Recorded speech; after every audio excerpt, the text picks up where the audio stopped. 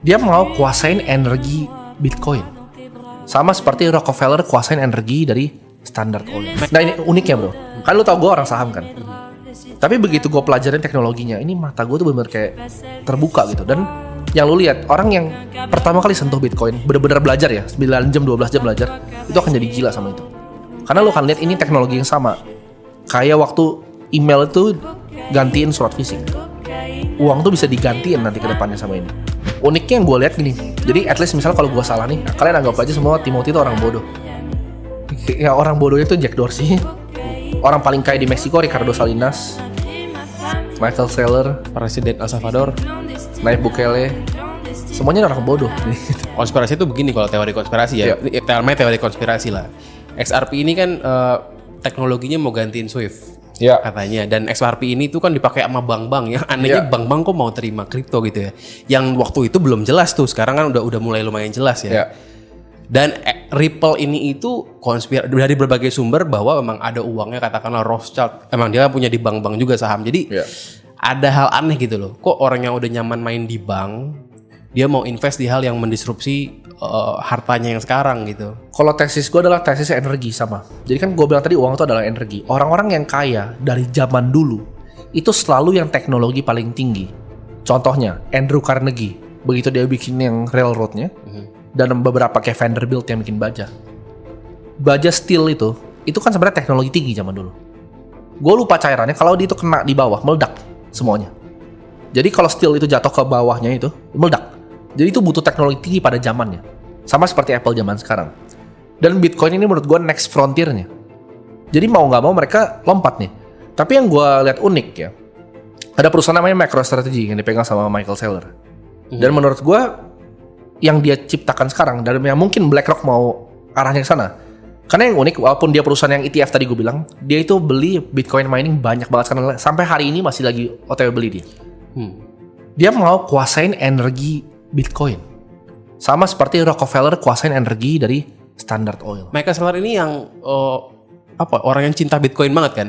Dia yang dia punya perusahaan software lah. Yang nge-tweet tiap hari untuk beli Bitcoin kan? Iya, dia punya perusahaan software yang dia percaya Bitcoin akan jadi next frontier dari internet. Tapi ini orang yang bukan orang bodoh juga. 2009 dia bikin buku namanya The Mobile Wave. Dia prediksi semua orang akan pakai handphone aplikasi. Di saat nggak ada yang percaya. Dan sekarang dia di Bitcoin. Sekarang dia di Bitcoin. Nah ini uniknya bro. Kan lu tau gue orang saham kan. Tapi begitu gue pelajarin teknologinya, ini mata gue tuh bener-bener kayak terbuka gitu. Dan yang lu lihat, orang yang pertama kali sentuh Bitcoin, bener-bener belajar ya, 9 jam, 12 jam belajar, itu akan jadi gila sama itu. Karena lu kan lihat ini teknologi yang sama. Kayak waktu email itu gantiin surat fisik. Uang tuh bisa digantiin nanti ke depannya sama ini. Jadi lu lihat Jack Dorsey. Keluar dari Twitter, langsung bikin perusahaan namanya Square, dia jadi full di Bitcoin. Dan ini bukan orang-orang bodoh gitu. Ini orang-orang terpintar di dunia. Iya, maksudnya Sam Altman. Teori kripto kan. Teori konspirasinya adalah orang-orang yang memang tahu lingkaran dalam ini tahu bahwa ini akan jadi the next thing gitu lah. Uniknya yang gue lihat gini. Jadi at least misalnya kalau gue salah nih, kalian anggap aja semua Timothy itu orang bodoh. Ya orang bodohnya itu Jack Dorsey. Orang paling kaya di Meksiko Ricardo Salinas, Michael Saylor, Presiden El Salvador, Nayib Bukele, semuanya orang bodoh. BlackRock juga orang bodoh gitu. Fidelity masuk Bitcoin itu dari lama loh, 2014. Dia diciptain. Artinya kalau BlackRock ini masuk ke situ berarti dia merestui bahwa itu akan sukses gitu kan? Kan Larry Fink itu yang gue kaget sih. Gue nggak expect Larry Fink ngomong di publik bahwa ini adalah international asset. Itu gue kaget. Ya dia merestui itu bakal sukses. Kalau BlackRock dia merestui BlackRock gitu kan. Dan dia ngomong secara publik di media massa. Itu gue nggak expect. Kalau dia udah buka jalan kayak itu, ya kalau kalian lebih pintar dari BlackRock silahkan bilang itu scam. Ya kan kemarin waktu sempat crash itu kan Michael Saylor kan di Twitter tuh kan dihujat habis-habisan sama orang. Tapi gitu kita lihat dia udah plus sekarang dan gue besar. Sempat minus kan ya waktu sempat kemarin minus. Crash ya sempat minus. Tapi dia beli terus, itu sama orang gila dia. Tapi pernah turun terus ya. Turun terus. Dia beli terus. Itu turun terus. Tapi dia agak beda sih kondisinya karena dia kan udah super duper kaya kan. Mungkin itu udah emosional kali ya. Turun dia egonya aja dia beli terus turun lagi.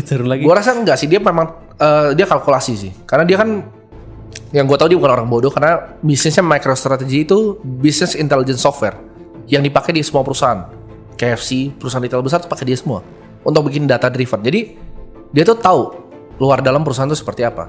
Yang dia bilang itu seperti ini. Kenapa dia beli Bitcoin?